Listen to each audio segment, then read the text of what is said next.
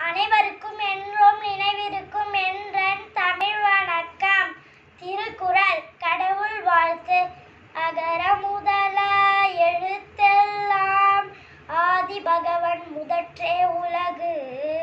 கற்றதனாலாய பயனின்கொள் வாளறிவன் நற்றார் தொழாரெனின். மலமிசை ஏகினான் மானடி சேர்ந்தார் நிலமிசை நீடு வாழ்வார். வேண்டுதல் வேண்டாமை இளநடி சேர்ந்தார்க்கு யாண்டும் இடும் பையில. இருள் சேர் இருவினையும் சேரா இறைவன் பொருள் சேர் புகழ் புரிந்தார் மாட்டு. பொறிவாயில்லை